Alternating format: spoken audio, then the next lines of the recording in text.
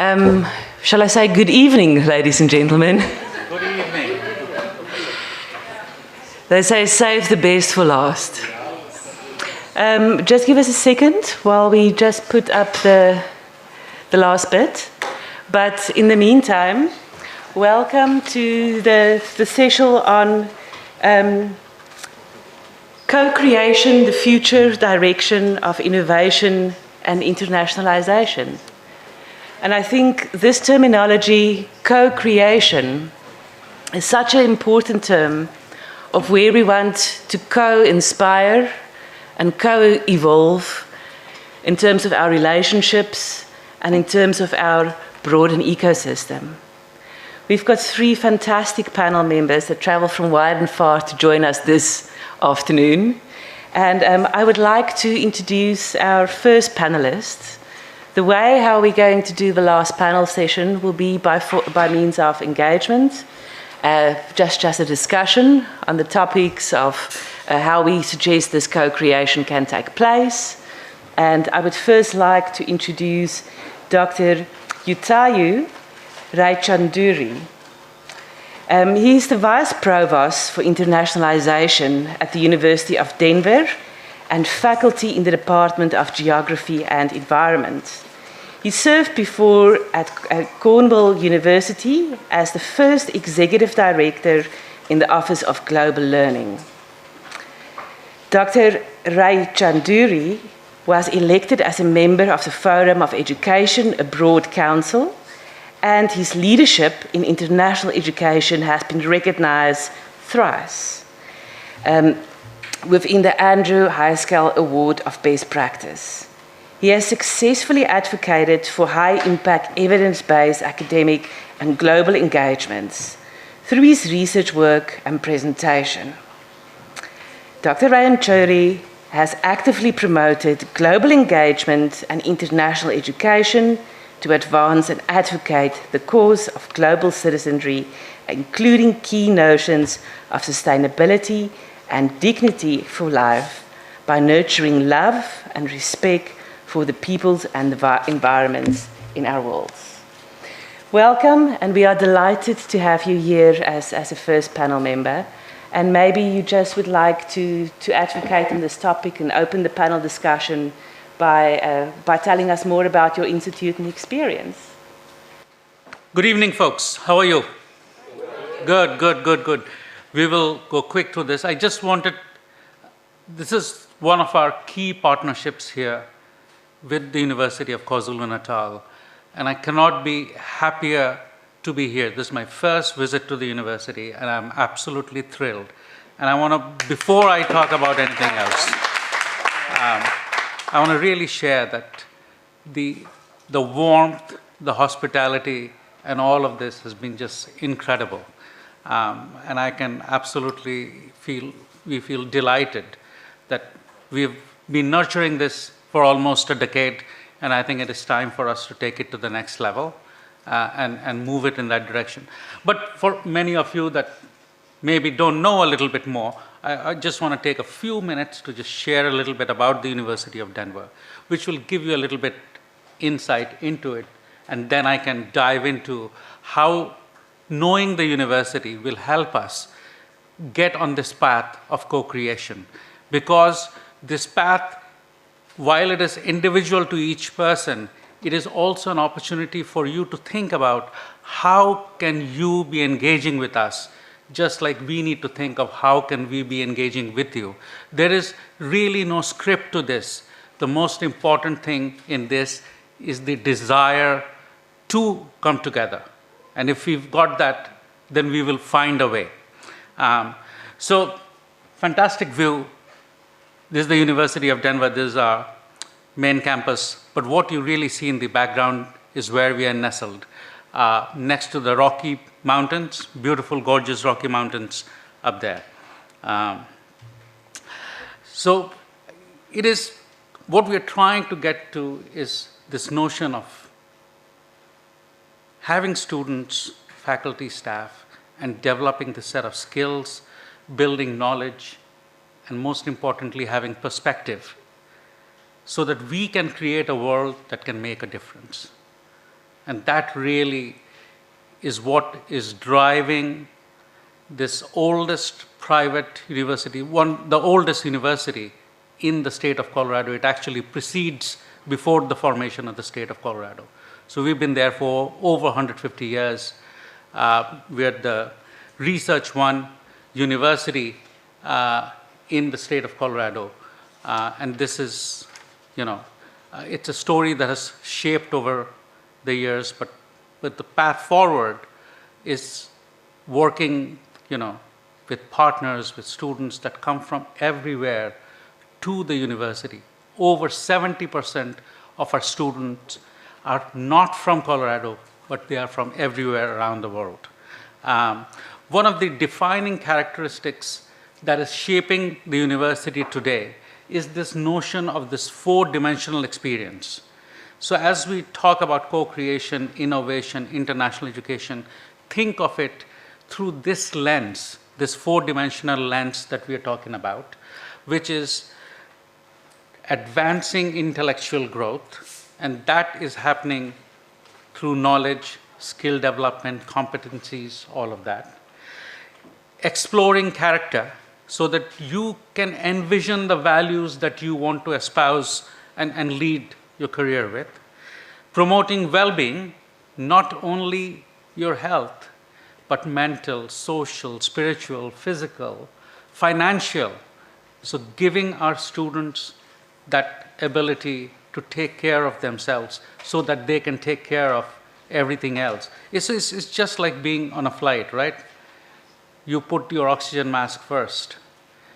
So you have to be in a place where you are able to nurture yourself so that you can then nurture your mind and take off, right? And then pursuing careers and lives of purpose. This is really critical. In most places, we give people lots of tools, but we don't tell them what to do with it. Or even if we tell them what to do with it, we have to tell them a more meaningful story of where they should go with this. So how can you build a life and a career that has purpose in it? So we are talking not only about speed, but we are talking about direction. So you have to have that perspective. Exceptional academics, lots and lots of discipline. Other than things like medicine, we don't have a medical school, we don't have an architecture school, and there are a few other disciplines which are not there. Outside of that, it's a comprehensive university spanning from engineering to social work, to education, to law, all of that. So these are all our schools over there. I gave you a little bit stats. So we have students from all the states, from everywhere in the US, and over 26 countries. This keeps changing. But it's evenly split, which is quite unusual for a US university, that our graduate school is a little actually shade larger than our undergraduate school. We are a quarter system school. We are a Research One school, which puts us in the highest classification of universities in the United States. R1 designates very high research activity institution according to the Carnegie classification. I think there are only about 130 other universities in this group. The only private university in the Rocky Mountain region. 2 campuses, you see that. We not only have a campus right in the city, but we also now have a campus in the mountains. Beautiful, nestled about 2.5 hours north.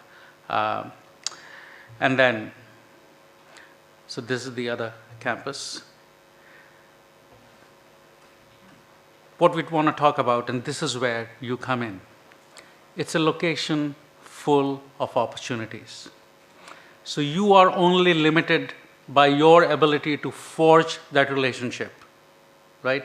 So let's find a way where we can do that, okay? Of course, beautiful city of Denver. So if place setting was ever a problem, it is not here, okay? So now we can enjoy everything else and we can build on that.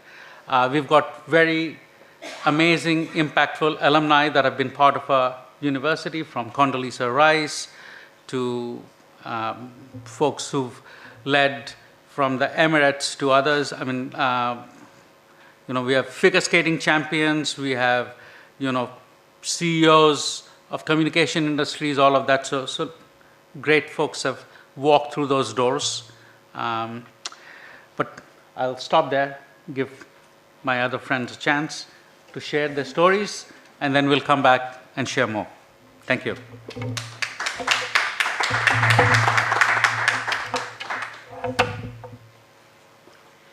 Thank you. A warm welcome to University of Denver, a long-standing partner of University of KwaZulu-Natal, and we are so happy to have you here.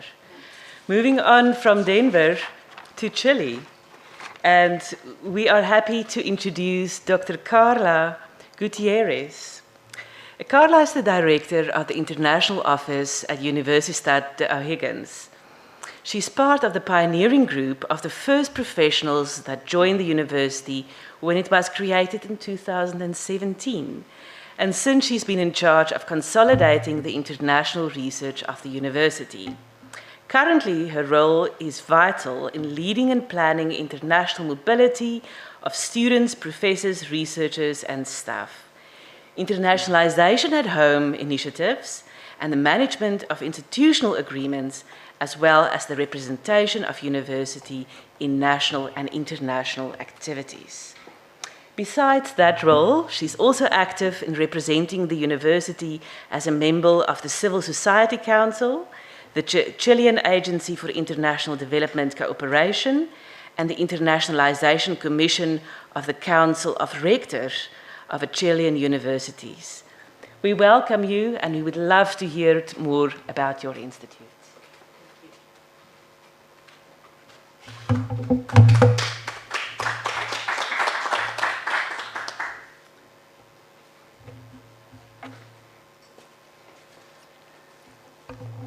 Hello, everyone. Thank you for being here until so late. Join us for this last panel. I would like to thank Thea for this nice introduction, and to the University of KwaZulu-Natal for this invitation to be part of this incredible and interesting partner week, and for being part of this panel. Thank you to Ms. Norma Sondo for this space, for this opportunity. And I'm very happy to have the opportunity to talk about these topics that are part of our job. We are in a difficult situation right now because all of you have already heard a lot of globalization, internationalization challenges, so it's difficult to say something new, but I have something new to tell you. And the idea to present a little bit, very briefly, to introduce you Universidad O'Higgins is because the institution itself is a case of co-creation in terms of a state university that has to start from zero in 2017, and we had the challenge to open our institution from day one to the world. We are located, first of all, this is the topic, not the university, so we should talk about creation of future, direction and innovation and internationalization, but let me explain you a little bit why is this case perfect to talk about it. So where we are, I know that most of you know where Chile is, but it's always important to remember that we are very far away in the south of South America, in the other side of the Pacific Ocean, and we are located as a university in those 3 points, the blue ones, because the other one is a project, but we are in the main city of the O'Higgins region. That's why we have that real name. It's not a typical Spanish name, it's the name of the fatherland, and the region took that name too. That's why it's, we call like that. So we have these two campuses, and the other one is the project. So we are located in this city, and then another one is located in the area where we have a lot of fruit production, agricultural firms, wine, and other production products in terms of agricultural agri-food industry.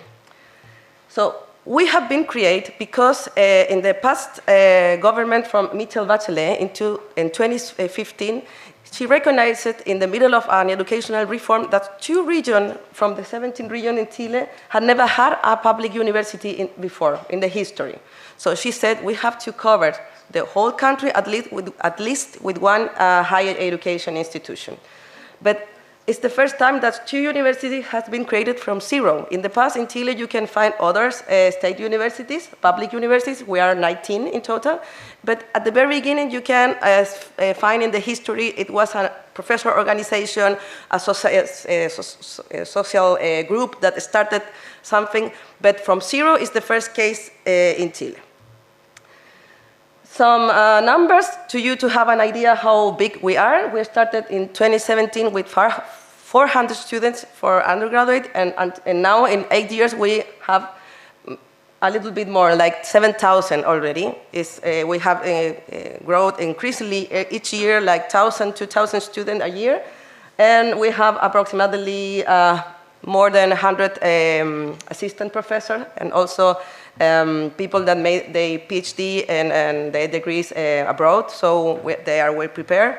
And qualification in Chile are very high, or it's very competitive in the moment.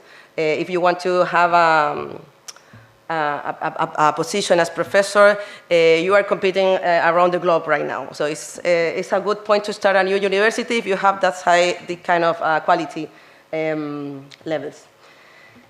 One aspect that I wanted to mention you, why should we be part of our network at the national and global level? So we have to create this institution, and that means to be connected with the region, but also with other kind of alliances or a network that has, of course, a academic background.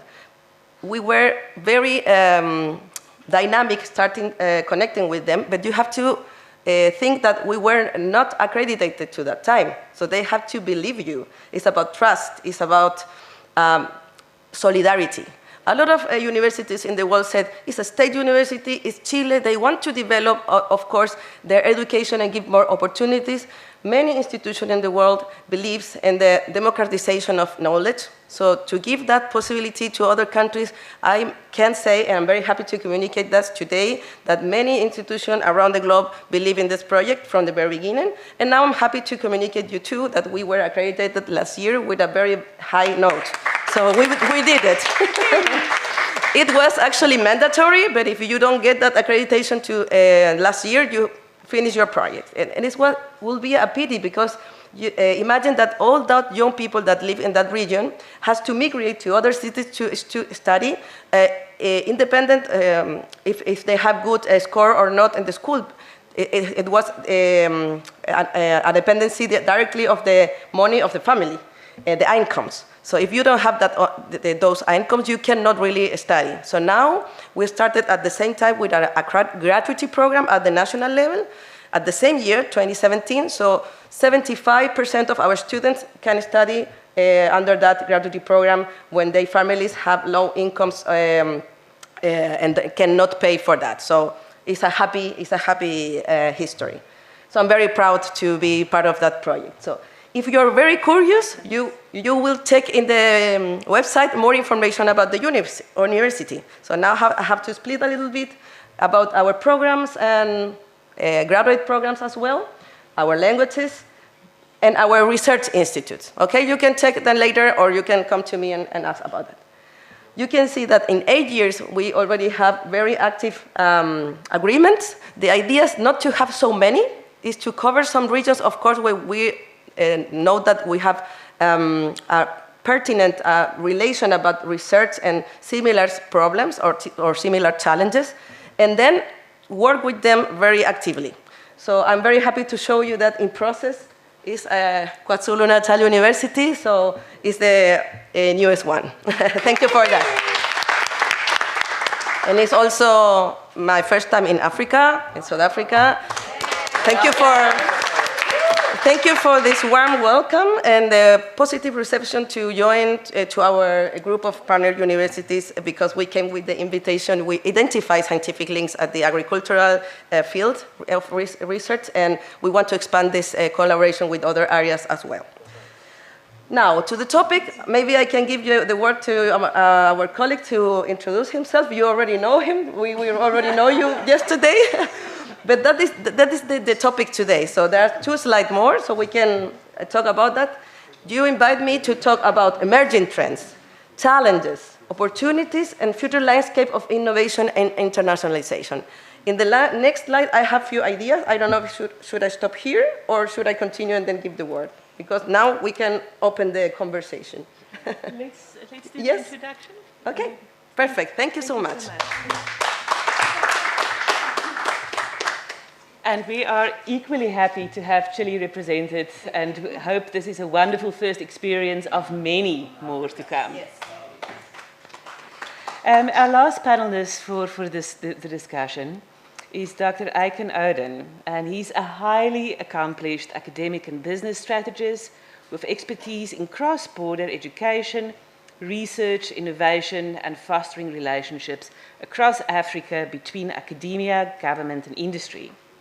He holds a master's in environmental rehabilitation and a PhD in environmental management from Lancaster University, UK, alongside with business certifications from Cambridge University, Stanford University, and MIT.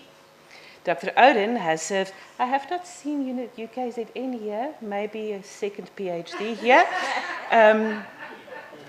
Dr. Oden has served as the African Strategy Advisor for various UK institutes, including a Welsh University, University of Strathclyde, and University of East Anglia. He's currently the African Regional Advisor for University of London, the African Advisor for Lancaster University, and the African Director for Zurich Elite Business School, Switzerland. We're so happy to have you for a second day here, and a quick word from you. Thanks.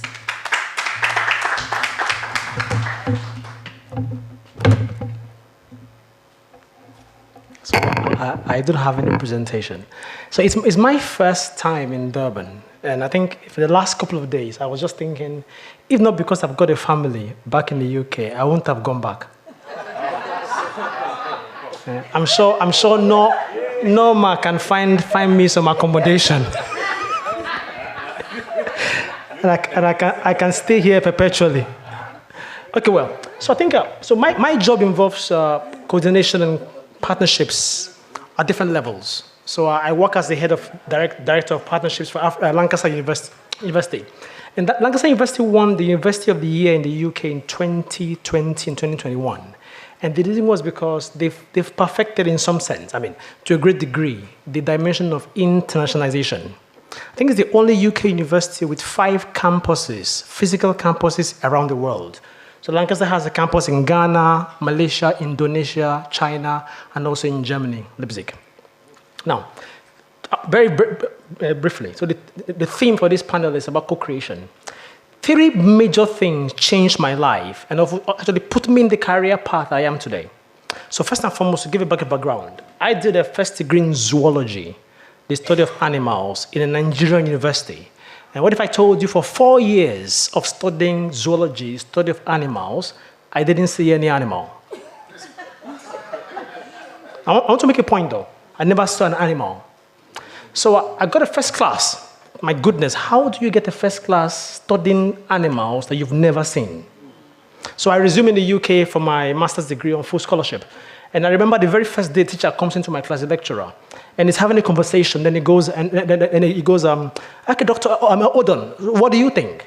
And for like 2 minutes, I couldn't get my head around why the teacher or the lecturer would ask me what I thought. Because I grew up in an environment where they told me everything. So I think what you think. And he was confused because I didn't respond. But in my head, I'm thinking, why are you putting me on the spot and asking me what I think? You should tell me what you think, and I'll be okay with it. Now, that's the environment I got introduced to. So I got to my PhD, and in the second year of my PhD, and I remember I'm doing a PhD in sciences, environmental management. So I strolled into the business school, okay? And I met a professor, we were just having a chat. Then he says, oh, but wait, there's a fellowship in Stanford specifically for science students in the business school. And the focus is around developing marketability of electric vehicles. So obviously I went on the program. I think I got the only award in the whole of the UK. We flew into Stanford for like 3 to 6 months doing a program that was hosted at the Silicon Valley in Google. So look at me thinking, what is the connection between top Google, a private company, and a university? It didn't make any sense. So what is happening is building some kind of a leverage in my head about the massive disconnect in Africa with the education space. Now, when I talk about innovation, for the last 2 days, many people have spoken about innovation from the perspective of development of new products and services. And in my head, I'm thinking the innovation I'm more interested in is innovation in education. So I'll paint you a quick picture.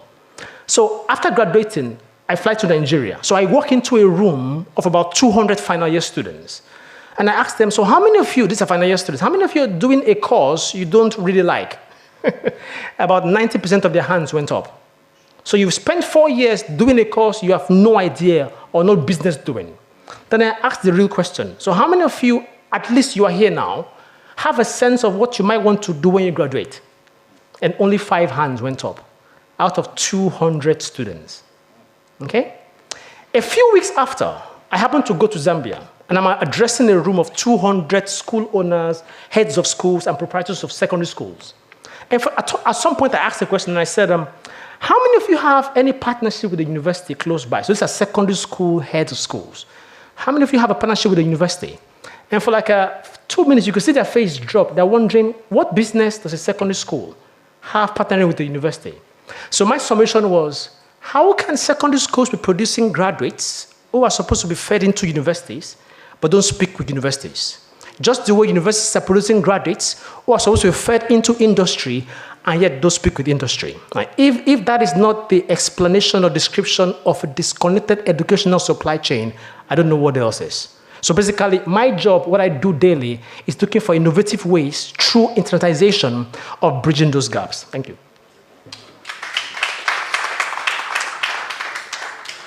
Thank you very much. And as we can see, we've got discussion and insights and reflections from a diverse area across the globe. And I think perhaps let's start with our reflections. And Dr. Carla, as you were ready to mention your ideas, maybe start with you on a question of the following. How can we adapt as institutes, but also as individuals, to all the changing dynamics we see around us at the moment? 1. 2, how can our strategic partnerships help to drive this change? And 3, a few tips on how we can self-innovate to drive forward the co-creation of institutional innovation. Thank you.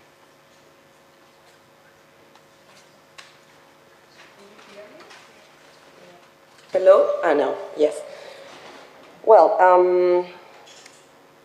to start at the individual level, I will say that all different universities, because to speak about countries is too bright, but in all higher education institutions, we have to work with our community completely. Not only students, not only professors, also the administratives and the community related or connected with the environment, with the social and environment where it is located.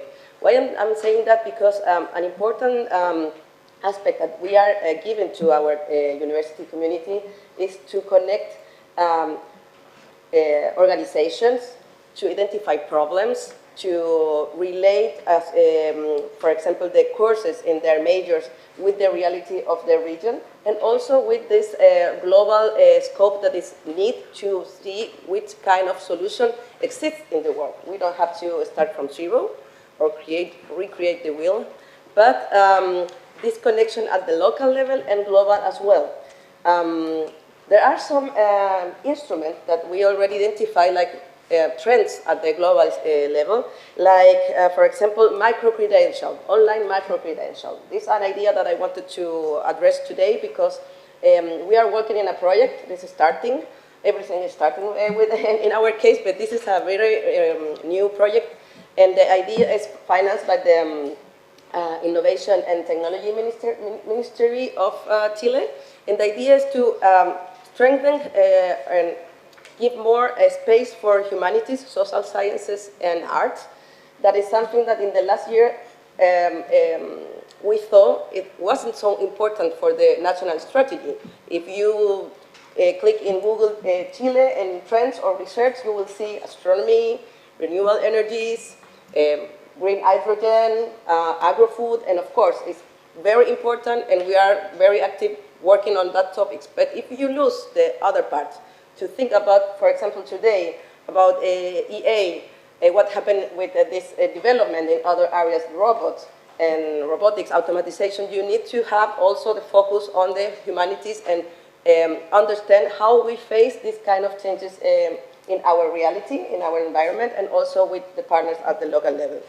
That will be my answer in terms of individual work, working at the community level at the university, but looking at this kind of problem and trying to innovate with, as I mentioned, this is a program from the Asia-Pacific Economic Cooperation, APEC. They are trying to spread this idea of online macro-credentials because universities can have a big role working with other levels of the society, not always at the academic level. We hear already a person who works at the municipality, and that could be a way to connect the academia with the government, municipality, society, and he said penta-helix, yes? Because we have to connect that idea. If you give this possibility to have micro-credentials, you can give the possibility to bring education in other levels. You don't have to be a master or PhD, but to learn something that you know, maybe because your family told you, give you that knowledge, but in a formal way. Or if you make art craft, how to sell that correctly, exactly. This kind of knowledge could be interesting to put some ideas and instruments in this context.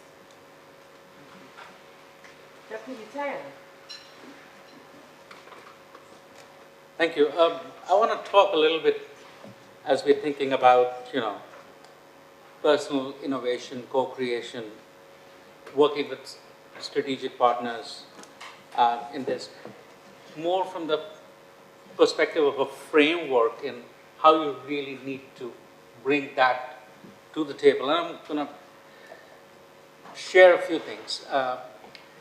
So, for the longest time, the nature of education used to be the same. For 5,000 years that we've been learning, we've been just doing this. Someone's been sitting in the front. There are a lot of people sitting there, and they've been just listening, and there is a one-way dialogue. Now at least there is a two-way dialogue at times, but still we have not really shaped the process of learning. And that process of learning is fast changing. Whether you look at new technology that is there, but new ways in how we shape identities, in how we make meaning, all of that is really evolving. So one way to really think about taking this forward is looking at this multiplier. The first one of that is the aptitude end of things. So you really need information. You do need the information to grow with, learn with, build your skills, develop competencies, and make knowledge out of that. But really, you want to take it to the next level, and that the application of knowledge with new ways of doing it and with innovation brings the wisdom, which is where the role of universities, higher education, all of that comes into place. But truly, in this world today, if we want to make a difference, it cannot only be because we have the knowledge, because what we do with the knowledge is as critical as the knowledge itself. And that is where this multiplier of attitude comes in with the aptitude. So we need to know where we are going with this, because with the wrong people, it doesn't matter what you know, you may not make the progress. So this is where we need the network, we need the partnership, we need many minds in this, because we can do this together. And the attitude really we want to shape is one which is on a foundation of empathy, one which has humility in it, one which is inclusive. we are building that emotional knowledge also with the intelligence quotient aspects of it. And that really, you can use ideas like design thinking, you can use better ways of process, like lean, or make things agile. So all of that is already out there. But our ability to have the right frame, the right perspective, will help us think through how we take this really forward. And I think that will really help in this path of trying to innovate with what we have and forge these new boundaries and challenge, places we have not gone. If we want to open this world of opportunities, that's the way to go. Thank you so much. Great wisdom there. Innovation brings wisdom. Building emotional knowledge, all start of the co-creation of the innovation ecosystem. Thank you so much. Doctor? I think for me, when you're talking about like the driving of innovation through partnerships at different levels, what comes to mind for me is the fact that whether individually or at an institutional level, there's a massive disconnect between the understanding of the need for partnerships in reality and also the understanding of that need for partnership just theoretically. So you meet many academics, for example, who will tell you where the partnerships is fantastic, but there is no intentional strategic approach towards actually making partnership happen. Now, when I talk about partnerships, I think at 3 levels. There's geographical partnerships. So, for example, you are based in Durban. Is there a university in Johannesburg? Have you had collaborations in a university in a separate district, which in most cases have similar problems that you also have? And the problems are raw materials for creativity and innovation, and you have similar geographical locations with similar problems. Isn't that a very powerful basis of actually harmonizing those efforts and actually solving the problem in a much consistent way? That's one level. Second level is across disciplines. And the fact that there's a kind of a bubble system, a bubble approach, especially in research and academia institutionally, whether individually or institutionally. And I think my point is, many people will tell me where there is no ecosystem to make multidisciplinary research possible in institutions. And I think why that is nice, I've been hearing that for a really long time. It actually boils down to what is the individual's approach towards going beyond your own scope and going somewhere else. Literally, the Faculty of Business is a walking distance from Faculty of Engineering. And as a matter of fact, you actually have friends in Faculty of Business, but you never talk about anything that concerns your work, which in some sense defeats the purpose of a university. Which is the reason why in Lancaster, for example, the breaking of those bubbles through intentional approaches. So, for example, an open space where everybody would have lunch in an open space. So, someone from Faculty of Business, someone from the Faculty of Engineering, because by actually making that happen intentionally, you're having a conversation. And from those conversations, partnerships can begin to grow. When I look at, say, industry, for example, inherently, almost by design or by default, companies that are set up in industry already have a multidisciplinary approach to their setup because they're looking at solving problems. There is somebody in HR who has a different discipline from somebody in accounting, which is finance. So they solve problems. How come, therefore, that disconnect is actually there in universities who fit industry, which is the reason why there's a massive gap between research and also industry. So at the second level is multidisciplinary approaches. Then at the top, the final level, I mean, you alluded to this, was the quadruple helix or the pentahelix, whatever the case is. The fact that in society, you cannot work in a solo environment. Academia says, well, we have knowledge. And the industry says, well, we have money. And government says, well, we have power. And I remember I was in a room one day, and the lady said, so what about civil societies? And I said, well, what do they have? And she said, well, we have rights. So but the point is, even at that, there is still different bubbles, and everybody is kind of holding back to what they feel comfortable with. And as long as that happens, there cannot be real, probable, very powerful, transformative innovation that solves problems. Dr. Aiken, thank you very much for those insights. And I think what you are saying in a nutshell, multidisciplinary plus cross-disciplinary, that is the name of the game. And also, the thing that we don't always speak about partnerships is that it's not always roses. There's things that we need to work on within our partnerships. But the panel did feel very strong that we want to have a dialogue that stretches further. So with the panel saying their insights, we would like to open and ask please, if there's any contribution you would like to make, a contribution at this point, not a question, please do participate in the discussion. We extend the panel for you to participate in. Sarah, I see you are nervous. I was just agreeing with your general sentence. Right.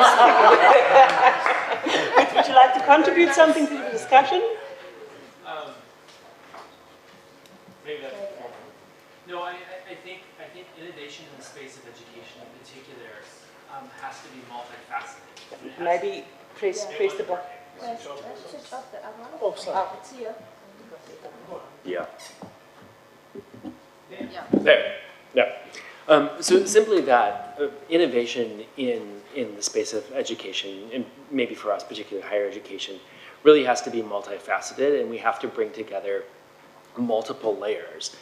In the same way that we were talking yesterday in our COIL workshop, we were talking about, and Dr. Roden, you were mentioning this earlier, that to solve problems, you need multiple disciplinary approaches and multiple lenses. And I think that's the same in transforming and innovating in education. And I think sometimes we get the same people in the same rooms trying to solve the same problems. And so sometimes what we need to do is reach out beyond some of those standard venues, those standard folks that we tend to go to. And not because we shouldn't get together and have this conversation, but if we really want to think about what it means to innovate, I think it means getting people in the room that normally aren't there. Thank you very much for those who's here. Next time, bring a friend. Yes, please. Yes. Well, in our case, for example, in the line of multidisciplinarity, we made one innovation at our institution because it's not so easy to make this kind of institutional innovation if your agency of national accreditation doesn't want to. So you said, oh, we have a new university, let's do this and not like the other ones, so try to change things, but stop. You can take a risk. If you make too many creative and new things, it also could be something that it don't work. So you cannot really make a big experiment, but you can use some tools to play in that field. So we don't have faculties, for example, because of the same reason. We just have research institutes and schools. We have the same areas, but the institutes are more flexible to communicate each other. So you don't have to go to the high level of the faculty to propose a communication or collaboration between engineers and, I don't know, educators, okay? Or cross lines at the formal level. You can have shared spaces in common. We are in a building that they can see each other, they can drink coffee, and it's intentionally. Now we have another campus, the second one, just for the area of agricultural production because they need to be close to the farmers. And of course, that is geographically needed. But the other areas are keeping together. So health sciences can meet engineering, and they are developing some solutions. And you can cross areas independent of the distance, because we have a lot of research projects related with agricultural and engineering and smart agricultural solutions. So they can also work, but it's better if they can meet each other, they know each other, they have a conversation, maybe an informal one, in which they can feel in which areas are they using their time.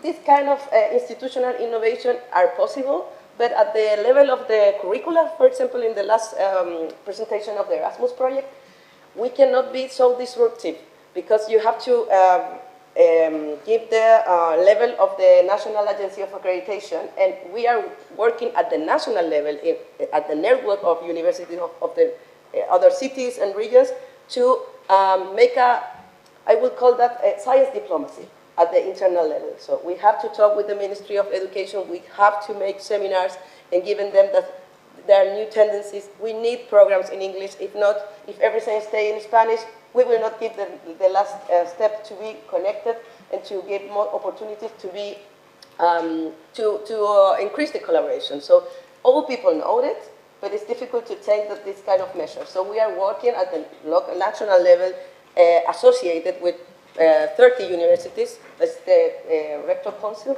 to try to give this kind of element and needs that universities have for the agencies of the government. So that is also something that we can do when we organize each other.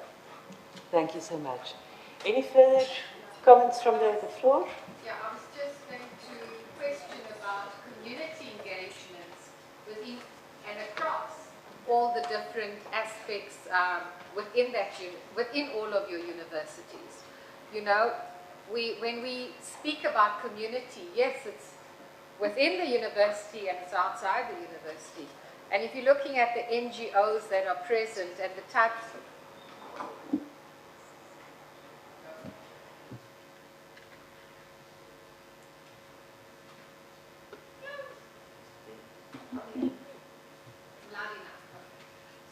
So when you're looking at the NGOs and the type of work that is being done within those NGOs, I mean, it is so innovative. And really when we start saying, so to what extent are the universities, and not even universities, the people, to what extent are people really meeting at levels where we really respect one another with regard to what each one brings to that particular meeting or whatever that conversation is, and how do we then partner together to see how to grow. Those GROW are the words, not progress, not success, no, grow, and that's it. Thank you so much, Prof. James. Dr. Yataya? I just wanted to share an example that is relevant here that kind of combines some of the ideas. So what we are doing at the University of Denver, we worked through it over a good year or so last year as we were shaping this. And we call this innovation project across the university Ideas to Impact, I2I. And our ideas to impact are all interdisciplinary. They involve every aspect of the university. We had faculty propose from various disciplines these big, grand global challenges that they wanted to solve, but were also bringing in the strength that they had. And one of our ideas to impact involves work that we are doing with the University of KwaZulu-Natal quite effectively and in a very meaningful way, which is connected with health equity. And we are trying to work together in solving global mental health related challenges. In that, we have communities here involved, faculty here involved, multiple faculty involved across disciplines here, multiple faculty across schools involved at the University of Denver, and also our partners in Sweden working with Lund. And this is a project that has funding, so there's money from various sources, there is expertise, and we are now seeing results as part of that. So you absolutely 100% agree with what you're saying. We need involvement of community and practitioners and the people who are working on the theory, because it is all of this feeds the knowledge, is translational, and we don't, if we want it to go from transaction to transformation, we need the involvement of every actor.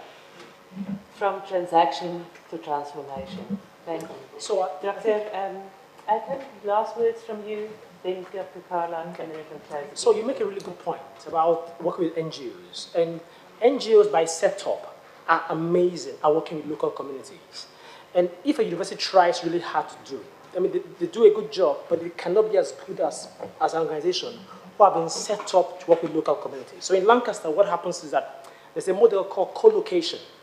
So co-location is the fact that on campus, the university invites NGOs, small SMEs, who do amazing work, okay, through a mutually beneficial arrangement to actually have offices on campus, okay? And so why is that important? Because there is no way the CEO of an NGO and a professor would enter the same lift every other day. There are some points they won't turn to each other and say, well, what do you even do, okay? Now, why is that important? So every year, the university will do an email to all the SMEs or the NGOs on campus and saying, what problems do you have? Or what projects are you working on? Okay? write a proposal, like a one-page proposal, two-month proposal, three-month proposal, and send it to university. And as you can imagine, SMEs and NGOs have a lot of problems that they're working on. So they'll put this together and send to university. And university does something very interesting.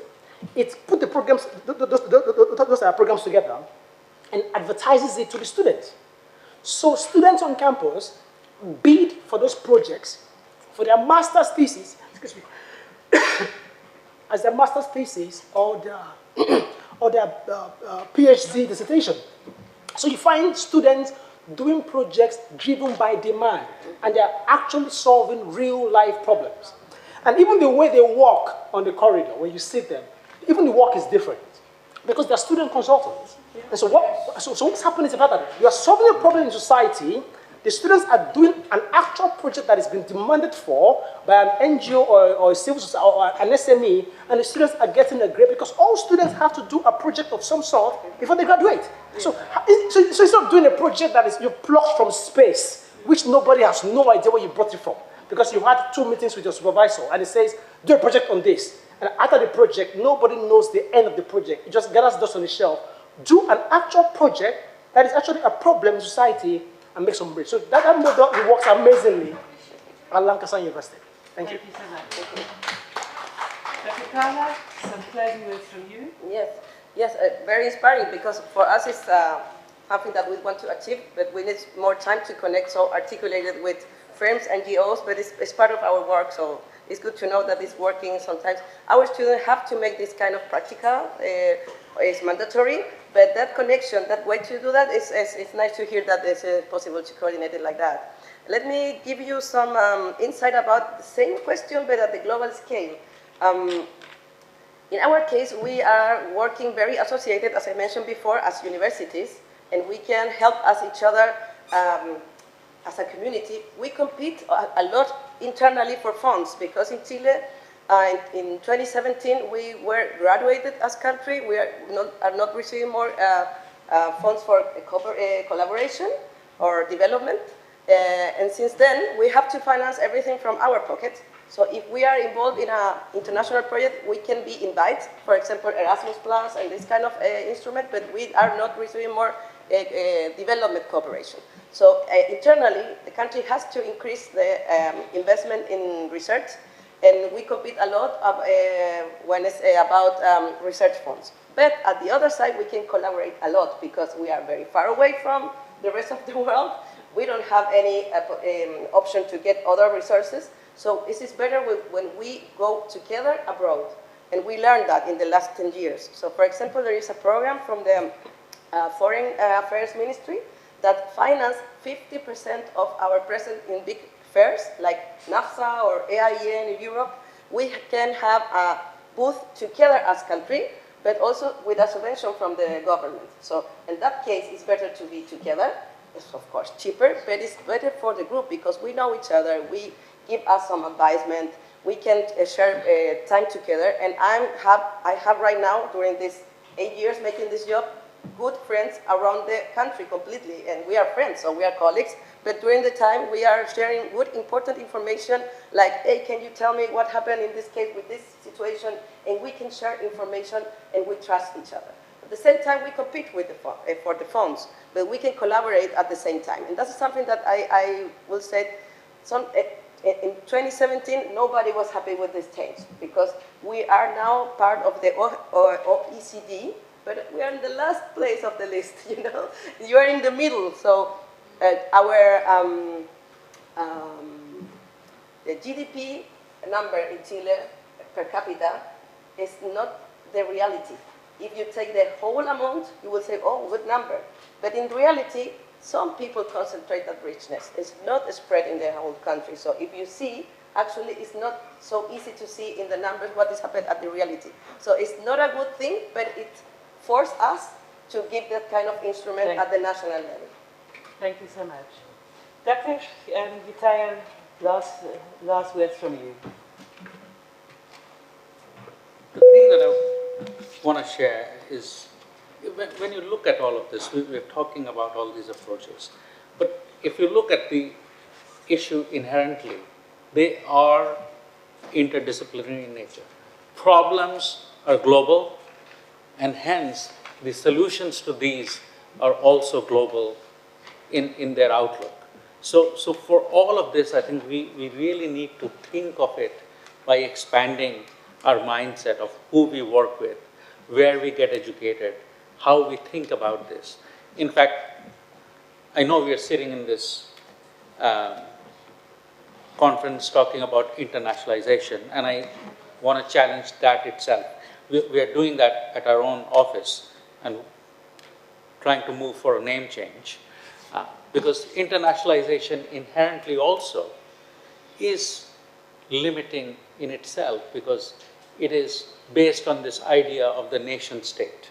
So we need to really go towards globalization, because the problems don't start or end where a political boundary has been drawn, right? Neither does the rain cloud or any of those. So when you look at these changes that are happening, like climate change or any of the other problems, they might be cultural in nature, they might be regional in nature, but definitely not national in nature, very few times. And sometimes even those don't impact. I mean, we are going into an election next week, but I can tell you, all of you are worried about it, right? Because that is the impact. But that might be the role of where the United States is playing may not happen everywhere. But most other cases do impact everyone. So I think we really need to think. But when we really get to the basic level of being human in this, right? To solve the really pertinent problems that we are faced with today, we need to think of really universal kind of design, because we are, that's why, at a university, right? So to expand that vision, not only in how we see the problems, but how we bring the solutions to them. Thank you, thank you, thank you. In closing on the points of being human and growing together, neurologist and brain specialist Dr. Ian Weinberg is convinced that we can clinically measure when we innovate as human beings. You know that sensation when you think of something and they go like a shiver through you? That aha moment? That's 66 EEG gamma hertz pulsating through us. And that stems from different sources of inspiration. And from this conversation, may we continue to find our sources of inspiration to innovate in order to co-create our better international relationships. Colleagues, thank you so much for being here. A big hand for our panel.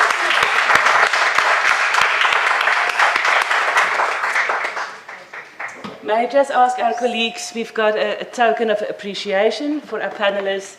If you can please stand up, that we can show how we appreciate.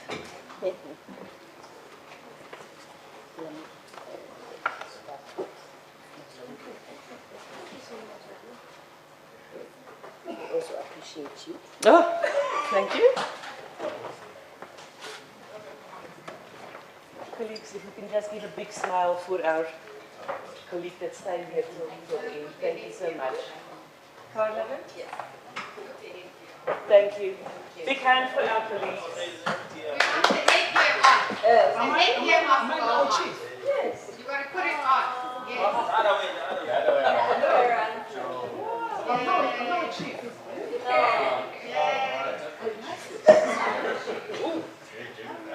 That is something. I'm not sure how to put that. Can you take the text?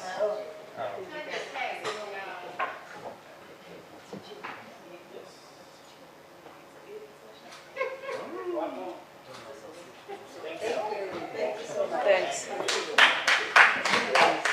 Very important now. I believe there's one more closing.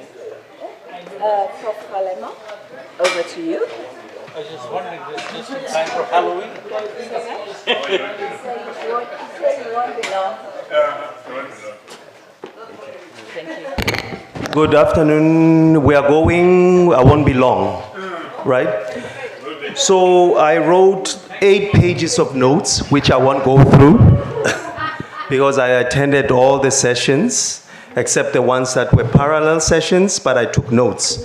So I'm just going to give you some nuggets of what I heard. And then I want to also thank the organizers and the team at UKZN for bringing us together. I think internationalization is not over because there's activities tomorrow, et cetera, et cetera. But in terms of the intellectual work, we're done for today. Today's VC's presentation, we heard that boundaries are there, right? But we need to do much more connected work so that we can connect together in the world. We need to come together. That's what the VC reminded us. And then from Prof. Mudau's session, he talked about research and innovation as a driver for change so that we can prioritize a lot of responses that are happening in terms of, let's say, disaster, et cetera, et cetera.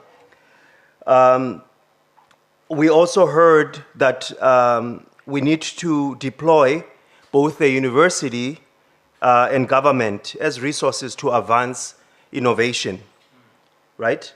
The session with Emery, we heard about the new term that I never heard before, translational science. And then a question was asked, is translational science translational? Right? Because how can we translate something that we cannot relate to? So we need to also relate to that. Obviously, we know about quite a number of projects that we heard, and the questions from the audience were quite deep, colleagues.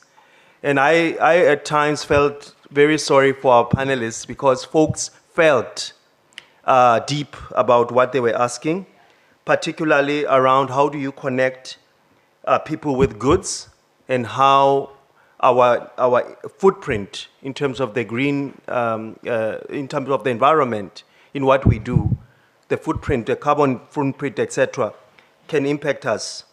We heard about collective decision-making in order for us to make sense, but also to address vulnerability. In one session, I heard that through exchange programs, love was in the air, right? People found each other through those exchanges, and something that perhaps we don't really put too much emphasis on, because we're at the end of the day, when we talk about Ubuntu, we are human, right?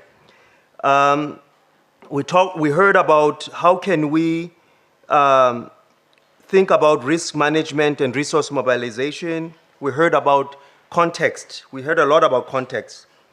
We heard a lot about how sometimes we don't prioritize certain things in our universities. For example, in one session that I attended, we also heard about how state-to-state entities or how to state-to-state collaborations or lack of collaborations can sometimes be a barrier in terms of moving international programs forward. A lot about curriculum transformation, a lot about that.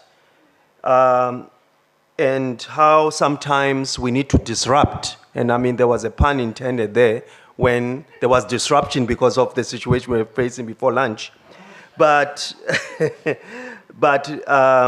the idea there is that these are complex processes that we need to deal with challenges and also sometimes have uncomfortable engagements and be adaptable to them. I can go on. I mean, like I said, the boss says, but don't. I want to end to say co-creation, and I mean, I heard you. You talked about co-creation. How can we co-inspire, together inspire one another? and how can we co-evolve, right? Because we can collectively evolve to new entities.